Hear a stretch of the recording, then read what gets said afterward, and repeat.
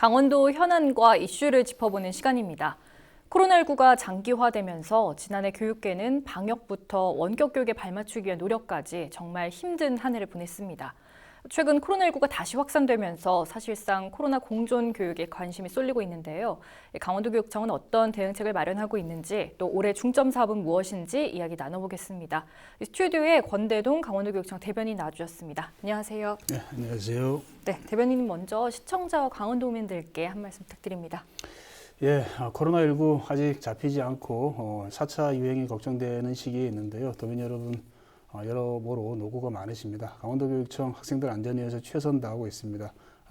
교육청하고 학교 믿고 학생들 맡겨주시면 안전하게 배울 수 있도록 최선의 노력 다하겠습니다. 네, 최근에 좀 전국적으로 코로나19 확진자 수가 좀 계속해서 나오는 상황 속에서 이 도내도 코로나19 확진자가 늘어나면서 지난달에 좀 등교를 중단한 학교가 있었습니다. 현재 좀 도내 학교 내 확진자와 등교 상황 어떨까요? 예, 3월 개학 이후에 지금까지 학생이 42명이 확진이 되었고요. 교직원이 8명이 확진이 되었습니다. 근데 다행스러운 거는 다른 시도에서는 교내에서 대량 확산이 벌어져가지고 상당히 걱정이 많은데 우리 도내에서는 아직까지 그런 사례는 없습니다. 한두 명 정도 이제 교내 확산 사례는 있었는데 대량 전파는 없었고요.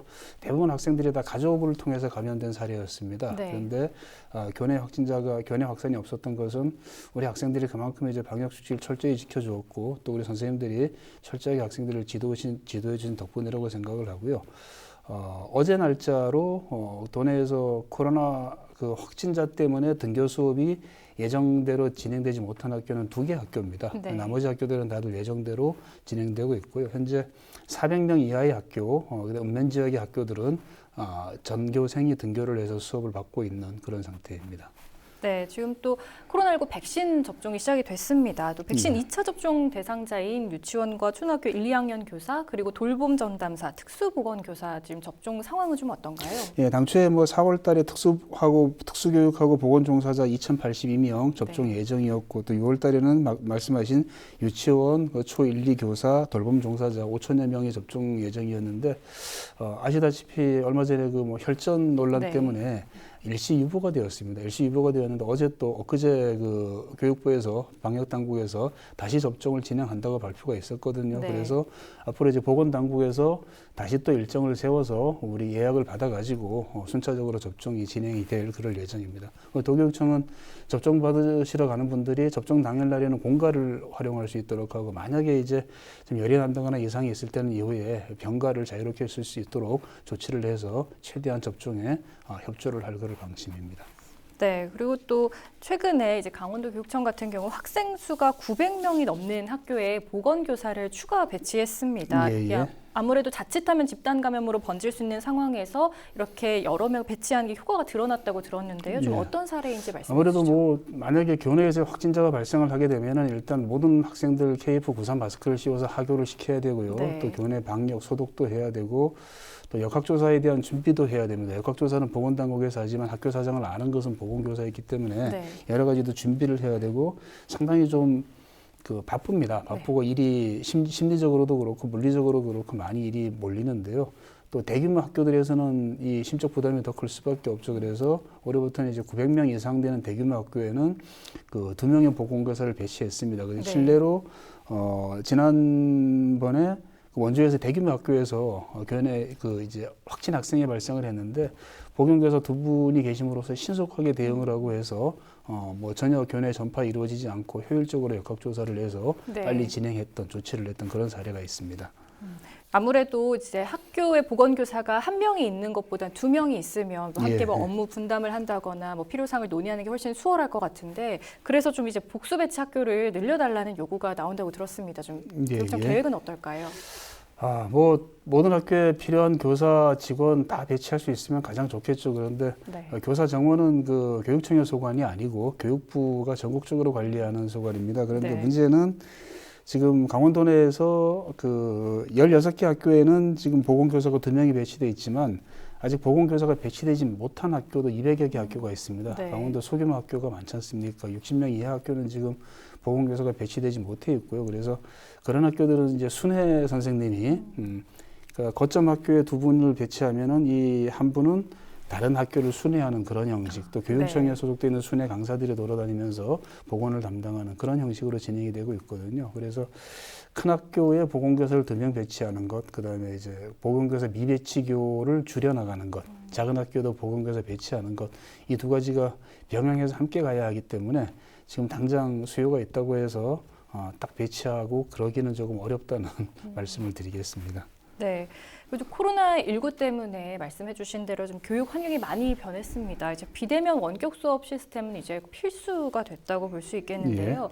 이 원격 수업 시스템을 좀 더 안정적이고 효과적으로 운영하기 위한 뭐 교육청의 계획은 어떤 게 있을까요? 예, 이게 작년에 처음 이제 원격 수업이 도입이 되면서 뭐 처음엔 혼란이 좀 있었습니다. 시스템도 갖춰져 있지 않고 선생님들도 훈련이 되어 있지 않고 해서. 그런데 우리 선생님들이 이제 많이 노력을 하셨고 학생들도 적응을 했고 이제는 상당히 많이 안정 단계에 들어가 있다고 생각을 하고요. 작년도에 도교육청은 도내 모든 선생님들에게 그 원격 수업용 스마트 단말기, 네. 태블릿 PC죠. 태블릿 PC, 고성능 PC를 하나씩 보급을 했고요. 또 지금 이제 연수도 차근차근 진행을 하고 있습니다. 그리고 올해 6월 19일까지 목표를 하고 있는데요. 모든 교실에 무선망을 구축해서 네. 그 선생님들이 아이들 없더라도 그 교실에서 원격 수업을 하실 수 있고 또 등교 수업을 할 때도 무선망을 이용해서 그 온오프 융합 수업을 할 수 있는 그런 기반을 지금 현재 구축을 하고 있습니다. 그리고 네. 또 지금 아무래도 원격 수업을 하다 보면은 뭐 작년하고 올해 하고 있지만 선생님들이 좀 서툰 선생님들도 있고 질문사항이 많을 수밖에 없습니다. 그래서 네. 현재 원격 수업 그 커뮤니티 밴드를 운영하고 있습니다. 그 밴드에 선생님들이 질문을 올리시면 뭐 그 밴드에는 교육청 관계자 또 뭐 모든 학교 선생님들이 계셔가지고 바로바로 그 질문에 답을 하고 집단 지성을 발휘하는 그런 네. 구조를 현재 취하고 있고요. 그거 말고 이제 원격 수업뿐만 아니고 모든 수업 생활지도 다 이제 선생님들이 모여가지고 정말 자기 정보를 나누고 공유할 수 있는 그런 플랫폼도 저희가 지금 구축해서 운영을 하고 있습니다. 올해 들어서 이제 플랫폼 구축을 했고요. 그 플랫폼에 들어오시면 선생님들이 각자 동아리도 만들 수가 있고 개인 페이지도 만들 수가 있고 공부에 대한 그 학생 지도에 대한 고민들, 경험들 이런 것들을 그 플랫폼을 통해서 나눌 수가 있습니다. 그리고 저희가 교육청이 이제 올해 계약을 하면서 작년도에 사실 원격 수업에 대한 민원 사항들이 많았었거든요. 네. 뭐 선생님들도 처음이다 보니까 그럴 수밖에 없었고요. 그래서 그걸 쭉 분석을 해보니까 이제 컴퓨터 앞에 앉아 있는 학생과 수업을 하는 선생님들이 이렇게 따로 놀게 돼서는 이건 수업에 효과가 날 수가 없다라고 판단을 했고 그래서 가장 중요한 게 교사 실제감이 살아있는 수업. 그러니까 모니터를 통해서 선생님을 바라보고 모니터를 통해서 선생님 목소리를 듣지만 교사가 마치 옆에 있는 것처럼 네. 선생님이 옆에 있는 것처럼 하는 그런 수업을 최우선 과제로 삼고 있습니다. 그래서 그것을 위해서 끊임없이 노력을 하고 있고요. 이런 결과로 뭐 피부로 느끼는 게 작년보다 교육청이나 지원청이나 이런 곳으로 들어오는 수업에 대한 민원은 아주 현저하게 네. 줄었다는 것을 저희가 알 수 있습니다. 1년 정도 이제 겪으면서 어느 정도 또 적응도 되고 이러면서 민원이 많이 줄어든 것 같습니다.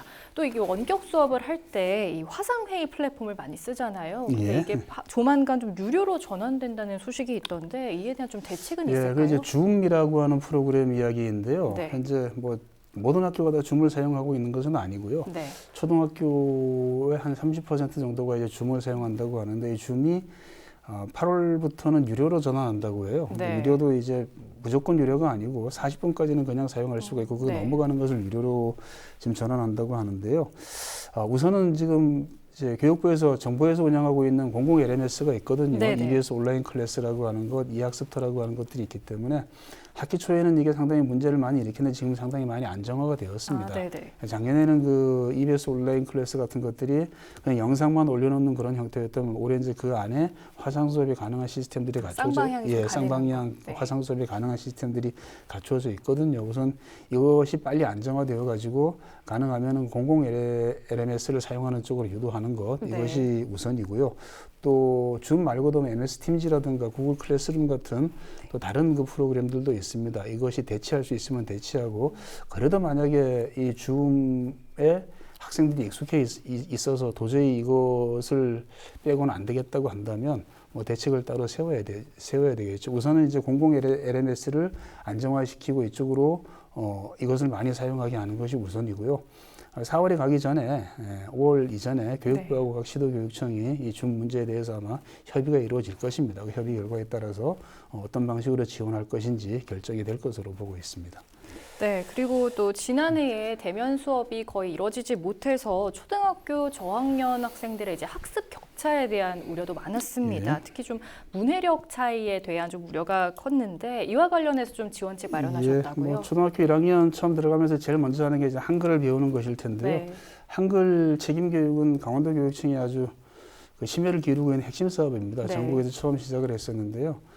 그러니까 초등학교 저학년 때 글을 제대로 읽지 못하면 이 학생이 이제 일생을 두고 학습을 하는데 또 네. 어떤 그 사고를 하는데 지장을 받게 되거든요. 그래서 지금 추진하고 있고요. 그런데 조사를 해보니까 작년도에 원격 수업을 진행하고 했음에도 불구하고 한글 해득률은 떨어지지 않았습니다. 네. 오히려 해득률은 높아졌고요. 몇 년간 우리가 해왔던 한글 책임 교육이 이제 노하우도 상당히 많이 축적이 되어 있고 상당히 좀 이제 안정화 단계에 있지 않나 그런 생각이 들고요. 네. 그리고 올해는 저희가 한글 해득이라고 하는 말을 쓰는데 해득은 말 그대로 글자를 읽는 것이거든요. 네. 근데 글자를 읽는 것으로 만족할 수는 없거든요. 올해부터는 이제 해득을 넘어서 읽기 유창성, 아주 네. 줄줄줄 글을 읽고 판단할 수 있는, 이해할 수 있는 그런 능력을 기르는 것을 목표로 삼고 있거든요. 네. 그래서 읽기 유창성 그 지원을 하는 시스템을 전국 최초로 지금 수립을 했습니다. 구축을 했습니다. 네. 그래서 그 읽기에 결정적으로 영향을 미치는 시기가 초등학교 1학년에서 3학년 사이지 않습니까? 그래서 이 학생들에게 제공을 하는 프로그램인데 단계별로 이제 읽기 자료도 개발을 하고요. 또 웹 기반으로 해서 진단 도구, 이 학생이 이만하면은 독해 능력이 읽고 이해하고 하는 수준이 됐다 안 됐다 이걸 판단하는 그 도구들, 그 다음에 읽기를 제대로 할 수 있게 도와주는 녹음 자료 같은 것들 이런 것들을 개발해서 탑재를 하고 있고요. 이게 이제 로그인이 두 가지 방식인데요. 지도 교사가 로그인해서 학생들을 가르치는 방식이 있고 학생이 집에 가서 혼자 할 수 있는 방식이 있고 두 가지를 혼용을 해가지고 네. 학교에서 수업 시간에도 이것을 쓸 수 있고 또 이제 집에 가서 혼자서도 할 수 있고 이런 시스템을 현재 갖추었습니다.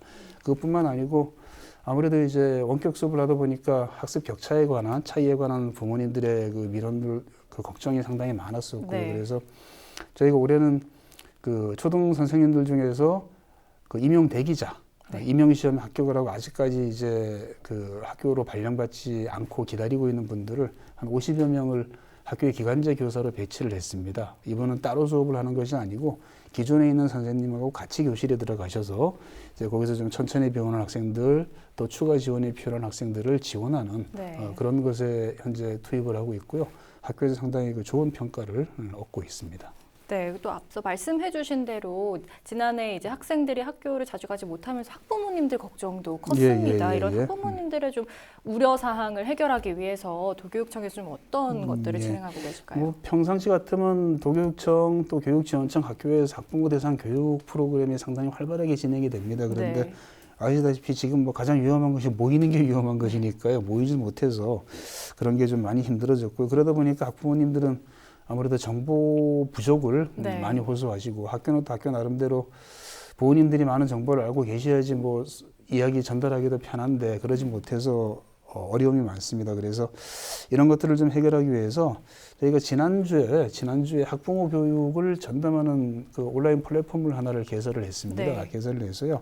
거기다 여러 가지 강좌를 좀 올려놓고 있는데요. 대표적으로 학부모님들이 이제 사례 고민이라고 한다면 뭐 학생들 공부하는 것, 그다음에 진로에 관한 것, 진학에 관한 것, 그다음에 사람 됨됨이 인성에 관한 것 이런 고민들이 클 텐데 이런 그 고민에 대한 답을 들을 수가 있는 좀 고민을 공유할 수 있는 그런 강좌를 저희가 올려놓고 있고요.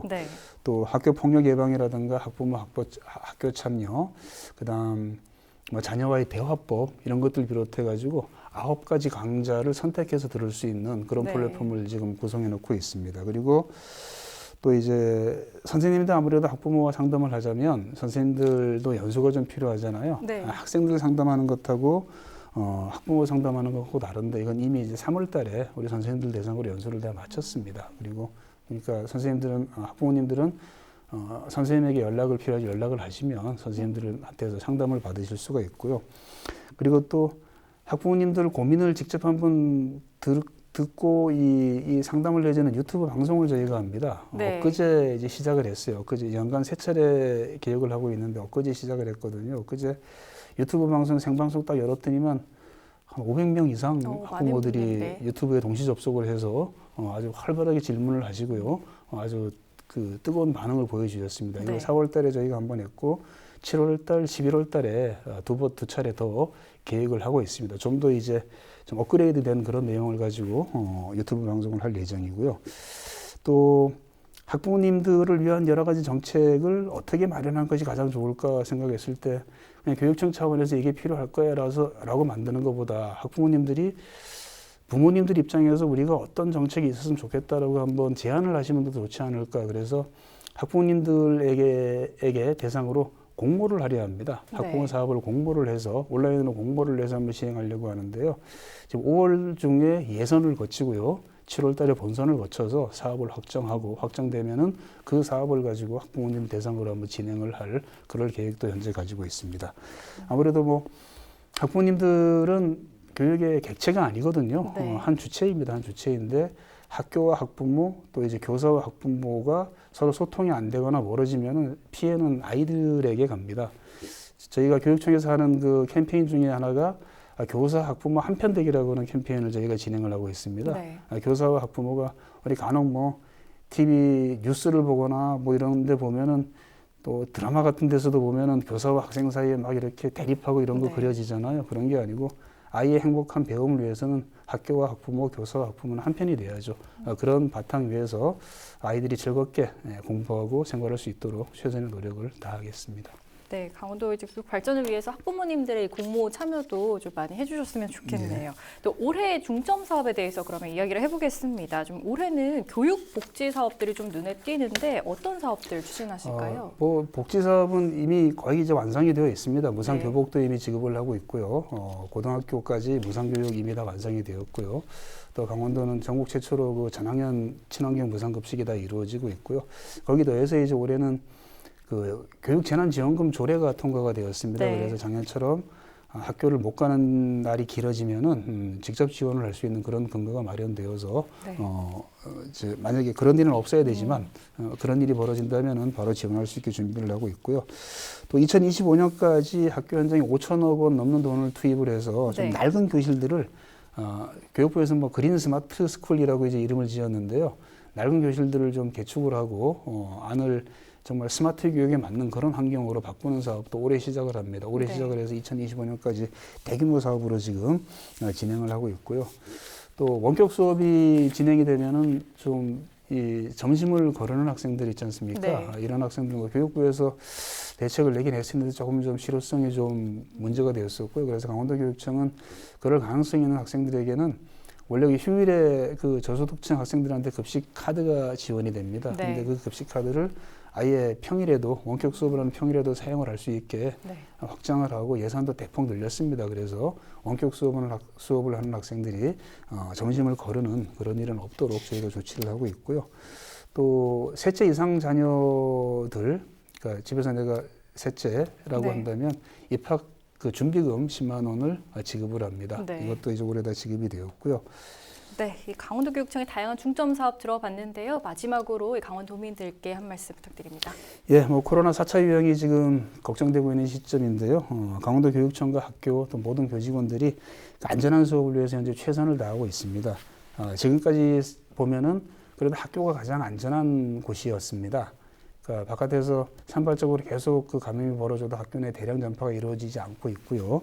그래서 우리 도민 여러분들께서는 믿고 학생들 학교로 보내주시면 우리 강원도교육청 모든 교직원들이 합심해서 안전한 배움, 아이들 행복한 배움 할 수 있도록 노력을 다하겠다는 약속을 드리겠습니다. 고맙습니다. 네, 코로나19라는 어려움 속에서 묵묵히 힘써온 교육계 종사자들 그리고 잘 견뎌주는 학생들이 있었기에 교육이라는 희망을 지켜올 수 있었던 것 같습니다. 이제는 포스트 코로나가 아닌 코로나 공존의 시대라고 하죠. 시대 변화에 발맞춰 계속해서 도내 학생들 위해 힘내주셨으면 합니다. 헬로 이슈토크 여기서 마치겠습니다. 오늘 말씀 고맙습니다. 네, 고맙습니다.